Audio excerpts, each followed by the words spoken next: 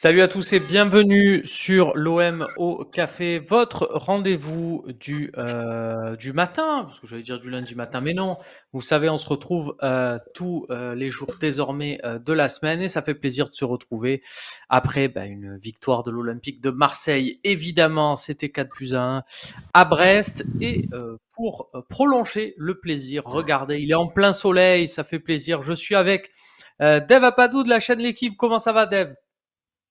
Ça va super bien.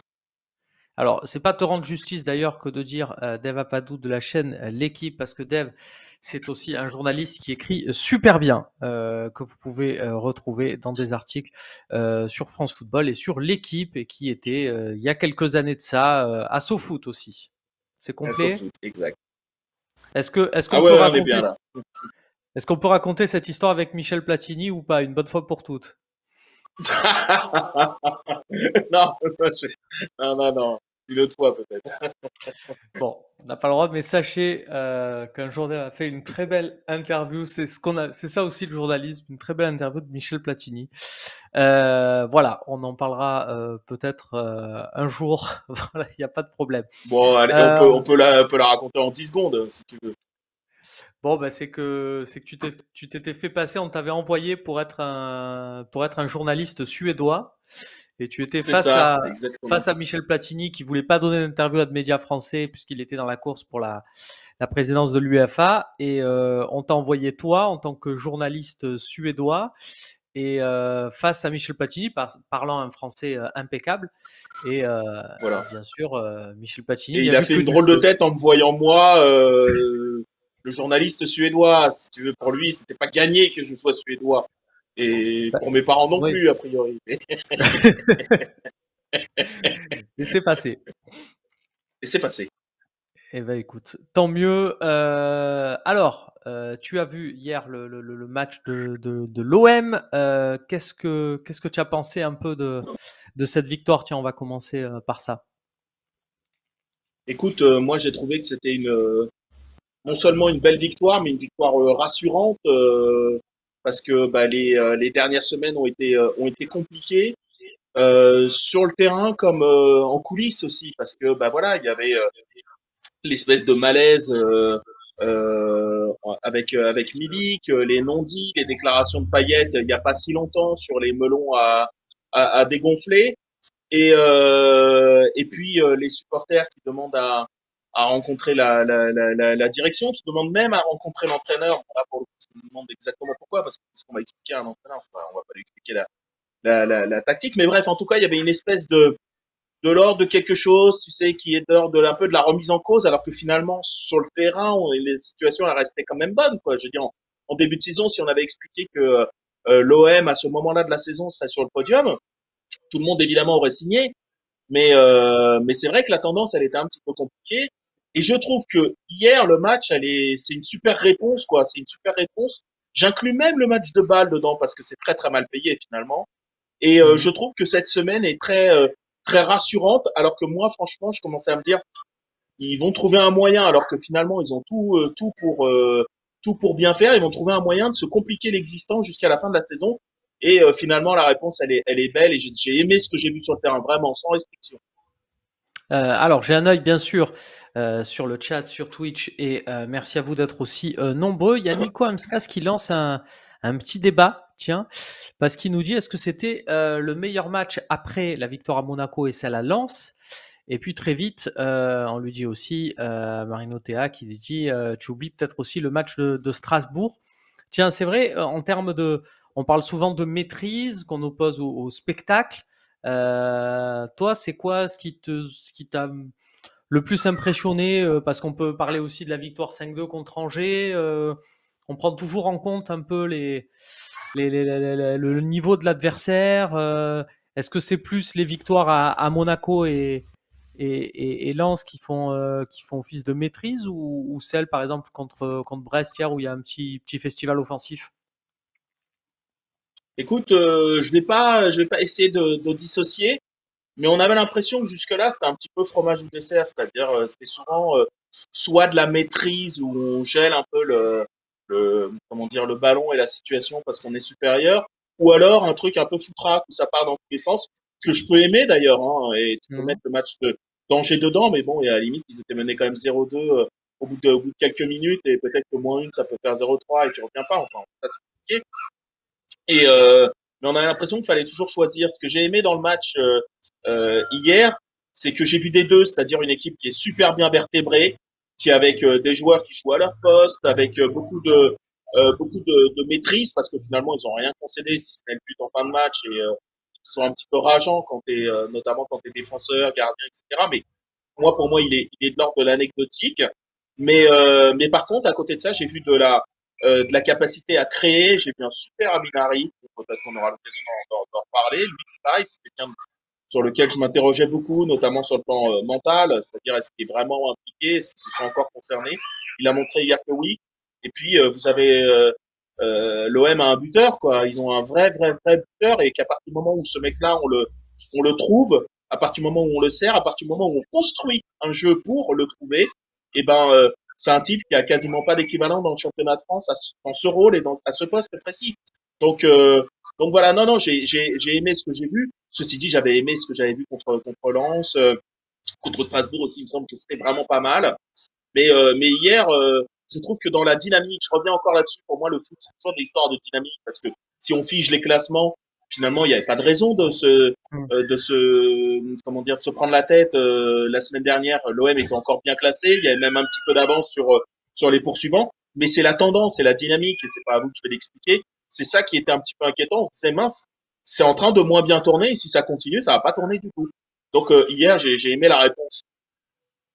Il y a pas mal de messages, tiens, de gens qui nous regardent de Grenoble, d'Angleterre, du Liban, où apparemment il n'y a pas de soleil depuis 15 jours. Eh ben oui, ben, kiffons avec Dave, voilà, ce beau soleil, ces belles lunettes de soleil. Tu as bien raison, Dave, tu as du soleil, toi, Du soleil à profites-en. Paris, t'imagines? Tu nous en fais profiter un peu. On prend avec grand plaisir. Et c'est vrai qu'il y a des messages aussi. Bah tiens, tu parlais d'Amin Harit. Il y a JOM qui nous dit le non-prolongement de Harit est-il gravé dans le marbre ou sa performance d'hier peut changer la donne? C'est vrai que Harit, on a beaucoup parlé de cette chance qu'il avait quand on avait joué Bordeaux début janvier, parce que on jouait un Bordeaux qui avait le Covid, donc il n'allait pas avoir un gros pressing pour un milieu offensif, c'est parfait. Il s'était pas vu, on s'était dit mince, il a raté l'occasion de briller. Mais hop, nouvelle chance, une saison est longue et 2 mois après, il a une chance, il l'a saisi. Alors c'est top quand même parce que quand il y a un élément offensif, c'est pas évident de sortir du placard. Ce que je disais hier dans la troisième mi-temps, c'est un peu comme si tu prends un humoriste et tu lui dis vas-y fais un sketch, là fais nourrir. Et lui c'est un peu ce qu'on lui a demandé et il a réussi de suite parce qu'il a fait des différences, il a fait des éliminations. Est-ce que pour toi ça change, ça peut changer quelque chose sur cette histoire de prolongation ou pas? Quand tu parles de prolongation, c'est-à-dire qu'il continue à avoir Aminari est prêté. sa chance ou Alors ah voilà, tu déjà, parles de manière contractuelle, d'accord. ouais, déjà, il y a les deux, ouais, c'est vrai, mais effectivement, on va commencer, tiens, par le côté performance. Est-ce que pour toi, là, il a un rôle à jouer sur la fin de saison? Écoute, de toute façon, il a un rôle à jouer parce que Sampaoli sait que maintenant dans la rotation, comme même impact player, c'est-à-dire tu rentres, tu fais des diffs, c'est peut-être sur 30-35 minutes, c'est possible. Il sait que ce garçon-là est capable. C'est déjà une bonne chose. Titulaire, j'y crois moyennement à partir du moment où Dimitri Payet devrait être de retour, hein, dimanche prochain pour le match de Nice. Donc ça, j'ai du mal à y croire. Par contre, sans dire qu'il est plus fort que Payet, évidemment qu'il n'est pas plus fort, et évidemment que Payet, c'est un joueur, euh, c'est un joueur de classe. Mais je parle vraiment, mettons-nous dans le logiciel 30 secondes de Sampaoli. Sampaoli, ce qu'il aime, c'est de la vitesse, c'est de la permutation, c'est des changements de poste, mais quelque chose qui se fait à très haute vitesse, très haute intensité. Voilà, c'est comme ça. C'est ceux qui ont joué le Chili peuvent le constater. Or, il a un Milik qui est un peu un joueur, allez, pas figé, évidemment, qui est un peu mobile, mais malgré tout, qui a des zones un peu de prédilection. Et ça reste un numéro 9, je mets des guillemets, à l'ancienne. Et il a un Payet qui est un numéro 10, je mets des guillemets, à l'ancienne. Et qui est pas non plus un joueur hyper mobile, etc. Ça veut dire que dans le foot actuel, prenons un tout petit peu, je prends 2 secondes, Romain. Quand on Ouais, prend vas-y. l'évolution du foot, voilà, actuellement, tu as deux postes qui posent un tout petit peu souci ou qui sont en voie de disparition. C'est les numéros 10. Un peu, les numéros 10, on les fout sur les côtés, parfois on les fait reculer, etc. Bref, c'est compliqué. Un numéro 10, il n'y en a plus des véritables. Et le numéro 9, qui est une espèce en voie de disparition, c'est-à-dire qu'en gros, Milik, Lewandowski, bon, t'as Vlahovic, mais en gros, Haaland, c'est encore un profil un peu différent, lui, il peut partir de loin. Mais ces mecs un peu de dernier mètre et tout, t'en as de moins en moins. Et Sampaoli, qui est une sorte de, tu vois, de guardioliste, bielciste, Mhm. etc. Enfin, en tout cas, qui est un entraîneur très moderne, très novateur. Il se retrouve avec deux mecs, ces deux joueurs peut-être les plus forts, mais qui incarnent des postes à l'ancienne. Déjà, quand on a un à régler, un numéro 10, c'est un casse-tête pour un entraîneur aujourd'hui. Lui, il a le numéro 10 à gérer et le numéro 9. C'est pour ça que pour l'instant, il galère à trouver l'équation. Et là-dessus, Harit, lui, il apporte quelque chose d'un peu différent de Payet. C'est de la vitesse, de la capacité à aller percuter, y compris sur les côtés. Ça, c'est pas trop le logiciel de Payet. Donc, je pense que dans sa tête, dans l'absolu, Harit, il correspondrait presque plus à ce qu'il attend d'un joueur offensif à aligner avec un numéro 9. Mais je parle en termes de niveau, de statut, de plein de choses, je pense que Payet, il peut pas le bouger comme ça. Enfin, donc, c'est de nouveau un casse-tête. Hein. Tiens, il y a Cisco de la OIA qui nous dit Harit pourrait-il au final rester à l'OM? Payet n'avait pas le niveau OM à 24 ans, à l'âge d'Harit, que ce qu'a Harit maintenant. Alors, Cisco, non. On va te reprendre un peu, ne le prends pas mal, mais Payet, quand il n'a pas encore 24 ans, il est appelé en équipe de France. Alors, c'est pas un gage de sûreté, c'est pas l'équipe de France est supérieure à l'équipe du Maroc. Mais quand on voit la composition de l'équipe de France à ce moment-là avec Laurent Blanc, c'est le Payet qui met le coup franc à la dernière minute avec Saint-Etienne à Lyon pour le 100e derby. Donc non, je pense que Payet déjà à l'époque était supérieur au niveau d'Harit. Ça ne veut pas dire que Harit est un mauvais joueur, hein, attention. Faut pas comparer les deux. Et ouais, concernant l'éventuelle prolongation de d'Harit, il y a un facteur qu'il faut prendre en compte, c'est qu'il est prêté par Schalke 04, qui joue la montée, c'est très très serré en D2 allemande. Et pour l'instant, ils sont un peu en ballottage défavorable. Alors ça peut changer, mais un club qui te le prête, qui est en D2 ou qu'en D1 la saison suivante, ça change totalement le rapport de force pour les négociations. Toi, Ouais, bien sûr. Et vas-y. on pourrait même imaginer, Dave, est-ce qu'au final, ça serait pas la meilleure solution, un nouveau prêt? Parce qu'au final, il a un contrat longue durée à Schalke, eux, ils se retrouveraient pas dans une situation inconfortable là-dessus, ils auraient quand même la main derrière, donc un nouveau prêt, ça ferait plaisir à tout le monde, non?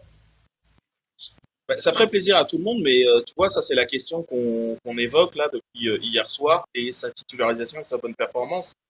Est-ce qu'on se serait posé exactement la même question dans ces mêmes termes il y a 2 jours, quoi, c'est-à-dire avant ce match-là?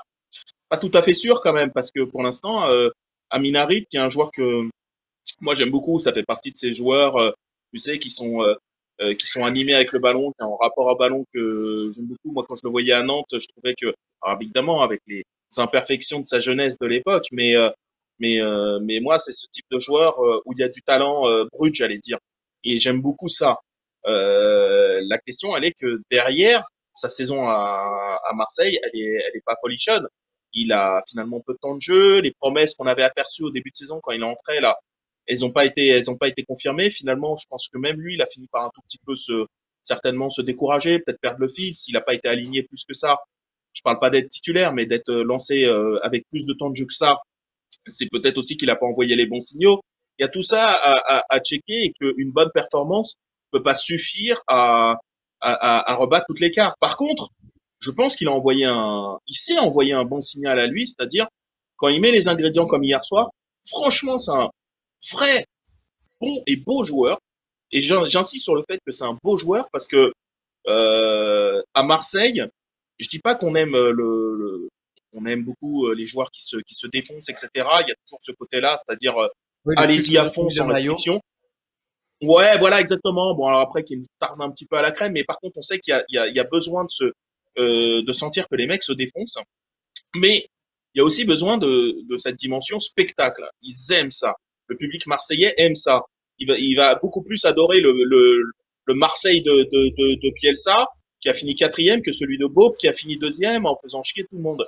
C'est comme ça. Il n'y a pas le côté froid résultat qu'on peut avoir dans d'autres clubs. La Juve, par exemple, qui se fiche de savoir comment ils atteignent leurs objectifs à partir du moment où ils sont atteints. Et je trouve qu'Harid, dans ce qu'il a envoyé hier comme signal, eh ben, c'est le signal que, un, on peut compter sur lui. Lui, il s'est envoyé le signal que il peut être impliqué dans ce projet marseillais à partir du moment où il met tous les ingrédients et pas seulement le jour du match, c'est-à-dire toute la semaine, etc.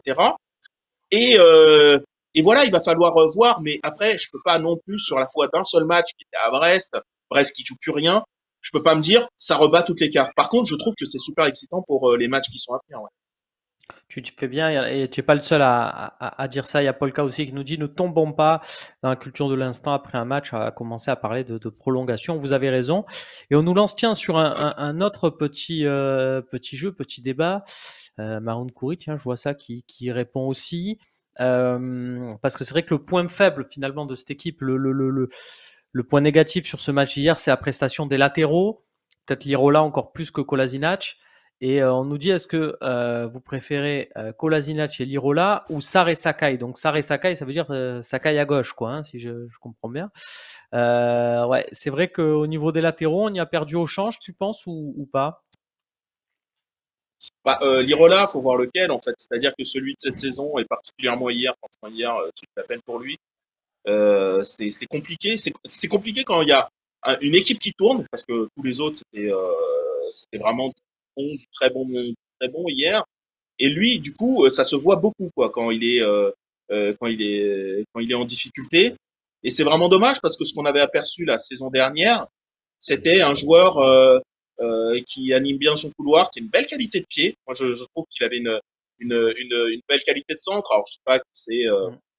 je dis pas que c'est bavard là-dessus ou des choses comme ça, mais c'est un mec, je trouve, qui, bah d'ailleurs, s'il a été conservé, c'est qu'il avait envoyé des bons signaux, c'est qu'il avait montré des bonnes choses. Donc, de quel Lirola on parle? Il y a quelque chose qui passe pas, en tout cas, avec Sampaoli, clairement, parce que il tarde à lui faire confiance. Quand il le met, il l'a pas toujours mis dans de bonnes situations. Il l'a fait jouer plus haut par moment dans ses systèmes un petit peu particuliers, mais il jouait haut finalement, plus offensif droit. Je pense que toute cette saison a un peu entamé sa confiance et que quand il a sa chance, est-ce que c'est quelqu'un qui lui a besoin d'être stable pour être performant? Voilà, en tout cas, il n'a pas répondu. Kolasinac, c'est un joueur qui est en difficulté depuis des années à Arsenal, qui avait finalement très peu de temps de jeu. Hein. Il avait été mangé par Tierney, et même le petit Bukayo Osaka quand il jouait latéral gauche. Donc ça fait un moment que Kolasinac il avait disparu. C'est un petit peu un pari à la relance. Ouais, pour l'instant, du côté des latéraux, ouais, il y a un déficit. C'est d'ailleurs pour ça que souvent il a bricolé avec Rongier notamment. Donc voilà, ouais, pour l'instant, il y a un petit souci de ce côté-là. Est-ce qu'ils ont le temps de le régler d'ici la fin de saison? Bon, avec ces soucis-là, ils sont deuxièmes. Hein, donc voilà, il n'y a pas le feu non plus. Ouais, JC qui nous dit l'objectif pour le dernier sprint, c'est de concerner au moins 14 joueurs, sinon ça va casser. On a besoin des rotations, surtout si on continue en coupe. C'est vrai aussi, et on verra, mais je pense on les a peut-être. On va même chercher peut-être un peu plus loin si on considère voilà, que Pape Gay, par exemple, hier a montré. Maroun qui nous dit Gerson devient de mieux en mieux de match en match. Ouais, je suis d'accord. Mais c'est quoi son vrai poste? Alors, je ne sais pas ce que tu en penses, Dave. Moi, je trouve qu'il y a sans parler de nouveaux postes, mais je vois un Gerson quand il est là milieu gauche sur un côté, donc qui rentre, qui permet. Sampaoli a bien expliqué qu'il fait ça s'il y a Kolasinac derrière, parce qu'il sait que Kolasinac peut débouler et Gerson rentre. Et Gerson, j'ai l'impression qu'il compense énormément. Et tu parlais tout à l'heure d'équation avec Milik, avec Payet. J'ai l'impression que le facteur X, c'est Gerson parce qu'il arrive à compenser, alors dans un tout autre registre, mais c'est un peu ce qu'on avait avec Ocampos il y a quelques années, qui compensait au final par ses courses et qui faisait en sorte qu'on pouvait faire une équipe avec Thauvin et Payet. Là, c'est un peu pareil dans un autre registre évidemment. J'ai l'impression que Gerson, c'est celui qui permet à l'attelage de tenir, quoi. Ouais. Je sais pas quel est l'auditeur là qui note avec raison que Gerson, on n'en parle pas beaucoup, mais il est de mieux en mieux. Je suis assez d'accord avec lui. Alors déjà, il a longtemps porté le prix hein, de son transfert. Mm. C'est quand même une grosse somme qui a été mise sur lui. Donc forcément, tu arrives du Brésil, tu as coûté autant de blé. Fatalement, il y a une attente et il y a une attente maintenant. Quoi. Le foot où on pouvait se permettre, tu sais, pour parler du PSG, tu fais venir Rai, t'attends un an et demi pour qu'il soit bien. C'est fini aujourd'hui. Voilà, le fait est on peut plus attendre. Chris Waddle, ça a pris plusieurs mois avant qu'il soit bon, des choses comme ça. Bon, euh, aujourd'hui il y a moins le temps parce que la temporalité, l'impatience, elle est comme ça. Les commentaires ils sont au quotidien, ils sont plus mensuels ou hebdomadaires. Mais Gerson, ouais, je suis d'accord avec ce que tu dis, c'est-à-dire que c'est un peu le mec à tout bien faire. Alors, c'est un peu le piège, ça, les mecs comme ça, c'est-à-dire Mm. que tu sais jamais exactement où est-ce qu'ils sont le meilleur. Mais, je mets un gros mais, aujourd'hui, on a l'impression qu'il est rarement mauvais et mauvais à peu près nulle part. Ce qui est un bon truc déjà, parce que on finissait par se demander, mais en gros, il sert à quoi, etc. Moi, je vois qu'avec avec le ballon, il est pas embêté, qu'il a une qualité de frappe, il sait se projeter. Ça, c'est super important aussi quand tu sais que tu as un œuf, un peu de fixation, que tu aies des mecs qui soient capables de prendre ce petit espace là et de plonger dans le dos de la défense. C'est un mec, je trouve, qui gère très bien la géométrie du jeu. C'est pas mal, hein. Et avec le ballon, il est vraiment bon, quoi. C'est pas hyper spectaculaire, va pas y avoir de roulettes, de régalades sucreries techniques, mais dans sa sobriété et dans sa justesse, franchement, il vient mieux que bon. Et tu sais, c'est le mec qu'on va pas beaucoup voir, même s'il peut avoir des stats à l'occasion, mais effectivement, qui va cocher à peu près toutes les bonnes cases à une situation donnée. Il y a besoin d'être un peu plus défensif, il va être plus défensif. Il y a besoin de contrôler un peu plus au milieu de terrain, il sait le faire. Il y a besoin au contraire de se projeter parce qu'il y a un œuf qui décroche et qui laisse l'espace, qui aspire un peu la défense centrale, il sait le faire. C'est pas mal, hein, pour un seul joueur. Tiens, il y a Nico Helmut qui nous dit il faut Jonathan Klaus l'année prochaine. Je pense que c'est encore le FC Lyon qui va le choper ou Rennes. Alors, l'OM a mis 12 ou 13 millions sur Paul Lirola. Compliqué de revoir, au vu des moyens aussi du club, un gros investissement sur un latéral droit. On ne construit pas une équipe avec un latéral droit, aussi bon soit-il, hein, parce que Jonathan Klaus, c'est vraiment top. On est tous d'accord là-dessus. Ouais, ouais, bien sûr. Il y a, de toute façon, c'est un peu le miracle, ou en tout cas le tour de passe-passe qu'a réussi Pablo Longoria. Franchement, ça a quand même tout l'air d'être un dirigeant de haut niveau, quand même, ce garçon.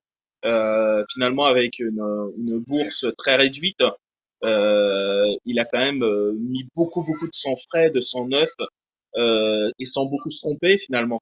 Alors, avec des systèmes de prêts, des choses comme ça, mais le fait est que cette équipe qui a été largement renforcée à l'intersaison, malgré des moyens qui étaient pas au top, parce qu'on connaît tous les difficultés financières de l'OM. Et ben voilà. Mais par contre, il va y avoir très peu d'achats, hein. Ça va continuer ce système de prêts, de choses comme ça. Il est bon, il a du réseau, il bosse. Mais je pense qu'il va falloir continuer encore un temps comme ça. Et puis il va falloir voir un petit peu comment gérer les dossiers, Camara, etc. Il y a tout ça aussi qu'il va falloir et qui vont être des priorités de chez priorités. Effectivement. Et alors, pour répondre aussi à notre viewers concernant Lyon, bah, si Lyon est pas en Ligue des Champions, je pense qu'ils vont pas pouvoir mettre des 10 millions sur des Jonathan Klaus parce que ça va être un peu compliqué pour eux. Ça va commencer à faire quelques saisons sans Ligue des Champions. Rennes, bon, ils ont Amari Traoré, une valeur sûre du championnat. Effectivement, s'ils vendent Amari Traoré en Angleterre, ils sont tout à fait capables d'aller chercher Klaus derrière. Effectivement. Tiens, il y a OM13 qui nous dit l'équipe 21, donc la chaîne L'équipe hein, maintenant, c'est devenu un repère de supporters parisiens chez les consultants. Quand l'OM gagne, tu vois le dépit dans le regard, notamment dans l'équipe du soir. Alors OM13, tu vois, j'espère bien que cette émission te montrera à quel point voilà, tu vois que Dave il est passionné. Tu lui parles c'est vraiment un gros passionné de football. Tu lui parles de l'OM, voilà, regarde comme il est calé sur le sujet, comme il sait. Je pense que si on lui parle de Clermont ou de Istres, il va développer tu vas voir la même envie et les mêmes étoiles dans ses yeux, même derrière les verres de ses lunettes de soleil. Donc, pour le coup, lui, c'est pas, mais j'imagine que tu l'entends souvent, ce truc de se dire, c'est un peu le repère des supporters parisiens à chaîne l'équipe. Ouais, ouais, il y a ça, il y a deux trucs hein, qui reviennent régulièrement. C'est la chaîne L'équipe, le rapport au PSG, mais qui en fait est un truc qui est un petit peu différent de ce que les gens imaginent, c'est-à-dire que c'est surtout qu'en fait les journalistes de la chaîne, les consultants, sont derrière les clubs français en fait d'une manière générale. Or, Bah, parce que en tout Ligue des simplement, Champions, j'imagine, au niveau des audiences, c'est lié aussi aux audiences. Si Paris va loin, bien pour sûr. vous, Bah, de toute façon, et exactement, il y a deux clubs qui font vraiment des audiences hors normes sur la chaîne. C'est Paris et c'est Marseille, j'invente rien, tout le monde le sait, il n'y a mhm. pas de souci. Mais il se trouve que Marseille est moins souvent là en Ligue des Champions. Le porte-drapeau, c'est Paris. Et quand ils se font massacrer, bref, on va pas, là on n'est pas là pour Mmh. débriefer Paris, mais bref, quand ils font ce truc complètement ridicule dès les huitièmes de finale, tu te dis que pour tout ce qui est de l'ordre de l'activité de la chaîne, l'activité éditoriale en fait, même au-delà des audiences, mais nous on avait envie de kiffer un quart de finale comme on a envie de le kiffer avec Lille, mais on a moins d'espoir sur Lille dans l'idée d'une victoire ou des choses comme ça. Donc en fait, ils te ruinent le printemps. Mais à côté de ça, on sait que Marseille a peut-être un coup à jouer, mais c'est pas la même la conférence, c'est pas la Ligue des Champions, des choses comme ça. Non, non, faut pas croire. En fait, c'est surtout lié au fait que ce qu'on veut, c'est que les clubs français ils aillent le plus loin possible, parce que c'est aussi ce genre de soirée qui font de l'audience, qui crée de l'excitation, parce qu'on fait ce boulot-là. Moi, je raisonne pas en termes d'audience. Quand je suis sur un plateau, j'ai juste envie de Mmh. d'avoir kiffé un match comme hier, par exemple. Bon, c'est de la Ligue 1, mais j'ai envie de kiffer ça, et j'ai envie que il y ait des gens qui nous regardent et qui partagent ça avec nous, indépendamment des chiffres, des choses comme ça. Donc voilà, après il y a d'autres reproches qui sont faits sur le côté lyonnais, sur le côté des choses comme ça. Mais en vrai, non, in fine, c'est surtout, alors peut-être individuellement, peut-être certains ont des tropismes, mais ça, qui ne les a pas, il n'y a pas de souci là-dessus. Bien Mais sûr. c'est surtout, nous, on voudrait qu'il y ait plein de clubs français en quart, en demi, en finale, même si affinité, et qu'on puisse se faire des kiffs, des soirées à l'équipe du soir, à débriefer des matchs de très haut niveau, refaites-nous des Marseille-Leipzig, refaites-nous des choses comme ça, et tout le monde est content en fait. Il n'y a pas de souci là-dessus. Voilà, j'espère que ça aura répondu au M13 à ta question. Tiens, Bon14 nous dit: ne trouvez-vous pas que Milik participe beaucoup plus au jeu en redescendant plus? Ça a participé à l'amélioration du jeu collectif. On en parlait là, c'est vrai que Milik, c'est quand même quelque chose de très intéressant dans le jeu, et on voit qu'au final, c'est pas un profil dont on sait pas se servir. Enfin, je veux dire, c'est possible de bien jouer avec Milik. Ouais, bien sûr, c'est un bon footballeur. Ah, c'est pas Benzema hein, évidemment. Ben, Hmm. c'est Benzema, mais c'est même pas Harry Kane ou des choses comme ça qui sont des joueurs capables de décrocher et d'ouvrir vraiment, de faire des longs changements de jeu, des relais, etc. Mais par contre, c'est un très bon remiseur et c'est quelqu'un qui sait sortir d'un marquage pour ensuite soit replonger, soit pour permettre. Et là, on reparle de Gerson ou de joueurs comme ça. Mais je trouve que Gerson, c'est vraiment quelqu'un qui a ce profil-là, ou Aminari d'ailleurs. Il l'a aussi laisser les autres plonger dans l'espace qu'il aura créé. Ouais, ouais, si bien sûr, bien utilisé. En fait, c'est une tarte à la crème de le dire, mais bien utilisé, c'est un joueur de haut, voire de très haut niveau. Faut dire les choses telles qu'elles sont. À l'échelle de l'économie du foot actuelle et un petit peu de l'indice de performance de ces dernières années, pour un club comme Marseille, qui est plus un club top Ligue des Champions, qui est plus un club avec beaucoup de moyens, avoir un joueur comme Milik, mais c'est incroyable, hein, c'est incroyable ce tour de passe-passe qu'a réussi Longoria, enfin la direction de mais en l'occurrence c'est Pablo Longoria, c'est énorme. Et quand tu as ça, ben charge à l'entraîneur de trouver les moyens qui doivent pas être si diaboliques que ça, de de faire bien jouer tout le monde avec lui, de faire bien jouer Milik, de le concerner, de le. C'est en train d'être le cas là, et franchement, moi j'en suis ravi parce que mettre des buts, c'est ce qui est le plus dur au monde. Vraiment, c'est ce qui est le plus dur au monde. Et lui, à l'échelle du championnat de France, ben, il y en a pas beaucoup des comme lui. Hein. Franchement, il y en a très peu. Il y a beaucoup de messages tiens, de sympathie à ton égard. On nous dit Dev, c'est le meilleur sur le plateau de la chaîne L'équipe. Dev, c'est pas Ah Sévrac. ben, c'est gentil. Dev et Miku au top. Le reste à jeter. Bon, mais Dev et Bon, Miku au top. Au moins ça. bon ben, c'est Tiens, il y a Gilles adorable. Favard Merci. du coup. Le problème, c'est que lancé comme ça, du coup, après, il y a pas mal de trucs sur Gilles Favard, du coup, qui prend pas mal. C'est vrai que sa sortie avait pas été très inspirée en début de saison là sur les cheveux de notre ami Matteo Gendouzi. Matteo. Eh oui, fatalement. Euh, Tiens, Il est juste, je sais incroyable ce plus. Gendouzi, non? Ah, il est bien, ouais, ouais. Là, je pense Ouais, non qu'on mais en l'a fait, jamais vu moi aussi. là, alors c'est une question là que là pour le coup je pose, mais Hein. il est perçu comment à Marseille parce que moi j'ai l'impression qu'il répond à peu près à tous les canons. Il est performant, il a une personnalité, il est bon sans le ballon, il est combatif. Franchement, je me dis mais c'est un super joueur pour Marseille et comment il est reçu lui là-bas? Ah ben effectivement, il est reçu en grande pompe, tout le monde l'adore parce que il fait parler cette combativité-là. Il montre aussi, et on le voit par exemple hier, il a aussi un sens de la passe. Effectivement, Ah oui, il y a toujours de quoi lui reprocher. Mais on voit parce que quand on peut lui reprocher sur un match comme contre Monaco, là où son centre tir pour Milik, bon, c'est limite. Heureusement que Milik touche pas le ballon, sinon il se serait blessé. Mais au moins, voilà, il y a cette activité-là qui fait que, entre guillemets, on prend toujours un peu son parti. Et quand il pêche à la finition, on va d'abord dire pourquoi c'est lui qui s'y retrouve et pourquoi on n'en met pas un autre. d'accord. Voilà, il a un peu cette, mais qui se justifie aussi parce que quand on regarde au niveau des stats, il a quand même mis des buts et des buts importants. Enfin, c'est lui qui marque à Lyon l'ouverture du score. Alors on perd derrière, mais lui dans un gros match comme ça, il avait fait le boulot. Donc effectivement, c'est appréciable. Et c'est vrai que voilà, Moi, c'est le milieu de je maillot suis qui se met dans agréablement les bonnes surpris hein, par, dispositions. moi, je suis agréablement surpris par Guendouzi parce que, comme tu le sais, Romain, comme on a bossé ensemble, je suis le Mm. championnat d'Angleterre et Arsenal, je regardais ses performances, j'allais dire ses contre-performances. Il y avait même un problème d'attitude là-bas et je me disais quand il a débarqué à Marseille, c'est un pari.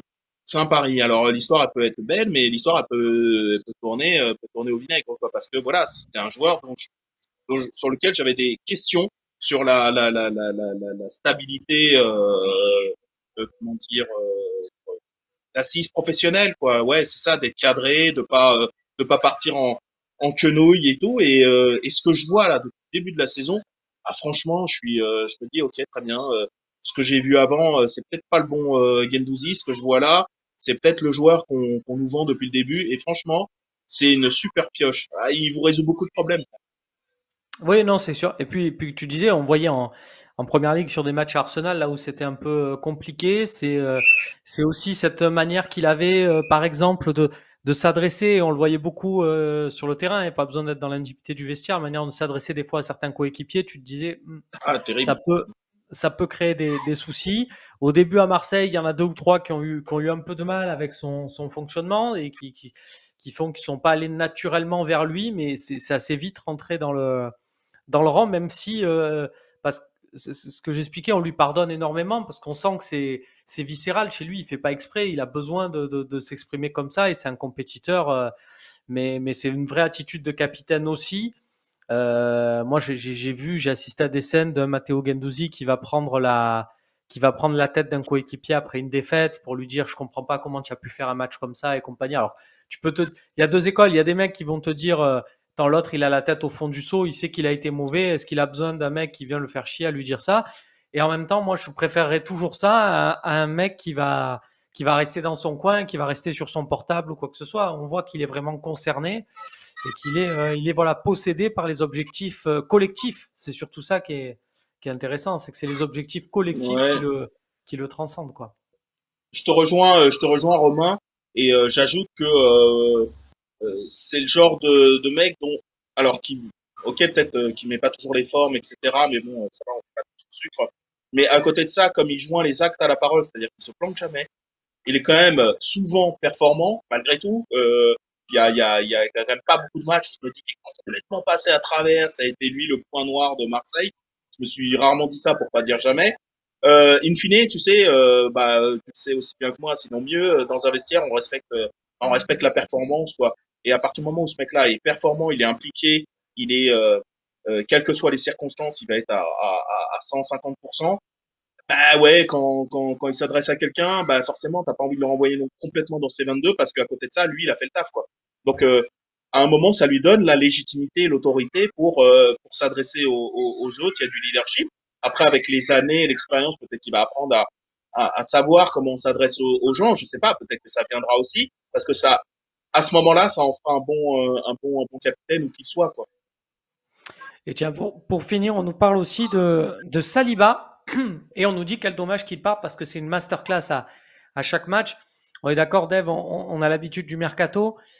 Saliba, ça va se régler, ça sert à rien de s'emballer, ça va se régler à la fin. Il faut qu'il y ait plusieurs paramètres. Il faudrait que l'OM soit en Ligue des Champions, qu'Arsenal n'y soit pas. Enfin voilà, faut quand même là que quelques planètes s'alignent avant de commencer à envisager la suite avec lui. Mais qu'est-ce que ce serait bien. C'est un garçon dont on connaissait le talent, le potentiel, j'allais dire plutôt. Franchement, maintenant qu'il joue, qu'il a un rôle important, qu'il joue tous les matchs, etc. Là, on peut vraiment observer la bête. Waouh, c'est impressionnant, hein, franchement. C'est du haut, du très haut niveau. Là, on est plus sur un mec comment dire, qui est un bon joueur pour Marseille. C'est un très très très fort joueur pour n'importe quelle équipe. Et t'en viens à te dire que continue comme ça, mon garçon. Et il y a quelque chose qui s'appelle l'équipe de France qui doit pas être si loin parce qu'en défense centrale, pour le coup, on a du monde, mais on a plus tant que ça de joueurs si forts, si incontestables. Enfin, le truc, il peut se Mm. déverrouiller, quand on va dire. Mais sans même parler de l'équipe de France. Putain, tu vois, tout à l'heure, je disais que Guendouzi il vous régler le problème. Saliba, je sais même pas quoi dire, quoi. Hier encore, je me suis frotté les yeux parfois en me disant, mais waouh, waouh, t'es attaquant contre ce mec, mais qu'est-ce que tu peux espérer, quoi. C'est humiliant. Franchement, c'est ouais, à un moment tu te dis, il jouait pas dans la même cour, quoi. Si tu mets de côté les quelques boulettes qu'il a pu avoir, notamment en Ligue Europa en début de saison, des choses comme Mm. ça, quelques oublis qui font partie de son apprentissage. Faut pas oublier que c'est un type qui est jeune, que c'est un garçon pardon, excuse-moi, je rapproche, que c'est un garçon qui finalement jusque-là avait pas encore réussi à vraiment s'installer, à faire une vraie saison pleine et tout. Donc à Marseille, c'est donc x10 parce que avec la passion, la médiatisation, la responsabilisation, etc., la pression, tout est x10. Et je trouve non seulement qu'il l'assume, mais qu'en fait, on s'aperçoit, mais waouh, c'est un joueur incroyable. C'est un joueur assez incroyable. Donc ouais, j'ai quand même du mal à croire que Marseille puisse réunir les conditions pour le garder, mais déjà en profiter cette saison pour valider quelque chose qui serait beau, c'est-à-dire une place sur le podium, et mieux c'est affinité, c'est-à-dire mieux c'est la deuxième place, parce que le podium, ça veut pas dire Ligue des Champions. T'es troisième, Et on a ouais, vu ces dernières années. Ouais, demandez aux Monégasques, hein, t'es troisième, c'est quand même ça leur encore a la pourri la croix et la saison bannière même. pour aller. Ouais, exactement. Voilà, c'est ça. Derrière, ça peut être contre-productif. Donc non, non, et la deuxième place, elle est déjà dimanche, on en saura un peu. Et puis on nous dit que ouais, Saliba, son point faible finalement, c'est le jeu de tête. Effectivement, c'est vrai que c'est là peut-être où il peut le plus progresser. Merci beaucoup, Dave, d'avoir été avec nous. Je suis Bah, très c'était un heureux plaisir. de voilà de t'avoir et je pense que c'est super que des supporters de l'OM voient à quel point tu peux être aussi passionné pour un club, pour un autre et que Ah c'est oui, très oui, bien. oui, non, mais et bien sûr, en plus Marseille joue souvent le dimanche soir, enfin le dimanche, il y a eu pas mal de matchs, même pas toujours des affiches complètement folles, quoi. Mais et à chaque fois, c'est un vrai sujet. En plus cette année, il se passe des choses.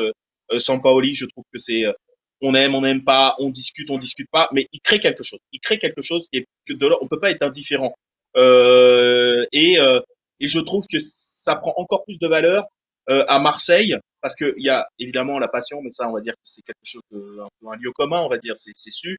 Mais il y a surtout ce goût du débat et du fond et de la forme. Et c'est-à-dire que d'avoir une victoire, c'est pas suffisant. On va discuter du fond, du comment. Et là, d'un seul coup, toi, tu le sais, Romain, tu me connais. Là, on touche à exactement ce que j'aime. C'est pas, on arrive, on regarde le live score, t'as gagné, donc t'es bon, t'as perdu, donc t'es un con. Non, c'est pas comme ça le foot. Et c'est tout le plaisir de pouvoir refaire le match, c'est tout le plaisir de pouvoir savoir est-ce que l'entraîneur, le foot c'est un des rares sports où l'entraîneur peut perdre en ayant eu raison et gagner en ayant eu tort. Et je trouve que à Marseille ça prend tout son sens parce que on a pleinement ce truc-là en tête qui est de euh, et comment il a fait et quelle manière et qu'est-ce qu'il compte faire plus tard. Je trouve que ça c'est passionnant et que du coup de ce point de vue cette saison marseillaise elle est vraiment très très chouette à suivre et j'espère que enfin, je cherche pas à le faire, mais s'il y en a qui se posent la question, qui doutent pas du fait que c'est un plaisir, cette saison particulièrement, je trouve, de suivre Marseille, mais de les suivre d'une manière générale, parce que je fais partie de ceux, j'aime beaucoup hein, les belles histoires de Nantes, de Strasbourg, des choses comme ça, je respecte tout le monde, mais je pense que les gros championnats, c'est avec les grosses équipes. Et il faut qu'il y ait un Marseille fort tout le temps, Il faut qu'il y ait, bon, Paris, c'est un peu hors sol maintenant, mais il faut qu'il y ait un Lyon fort tout le temps. Il faut qu'il y ait un Monaco fort tout le temps. Et après, si tu as des puissances comme Nice, comme Rennes, comme Lille qui viennent se mêler à la bagarre, et même les doubler, il n'y a pas de problème, c'est top. Mais il faut qu'il y ait une espèce de stabilité, que les costauds soient costauds et que ceux qui sont un tout petit peu moins costauds deviennent costauds à leur niveau. Il faut qu'on ait un championnat vertueux, pas une sorte de nivellement par le bas. Et c'est pour ça que de voir Marseille à cette position-là, eh ben c'est un plaisir, franchement. Eh ben, merci beaucoup, Dave. On te retrouve donc sur la chaîne L'équipe. On te retrouve encore, oui, aussi, je disais, sur les papiers à l'écrit dans le prochain France Foot. Toujours dans France Foot, qui est en mensuel maintenant, mais voilà, il y a une belle enquête sur les familles de joueurs qui participent au business du foot. Une enquête que j'ai menée avec Nabil Djellit, hein, donc voilà, franchement, ça a retrouvé dans France Foot en ligne, etc. Ou dans les kiosques, vous trouverez ça. Et franchement, je pense il y a des belles choses sur les coulisses du foot et les coulisses des familles de footballeurs. Eh ben, on regardera ça avec beaucoup d'attention. Merci d'avoir été avec nous. Merci de nous avoir suivis sur le chat. On se retrouve très vite pour les rendez-vous qui arrivent vite sur le Phocéen. Salut à tous. Salut, Dave.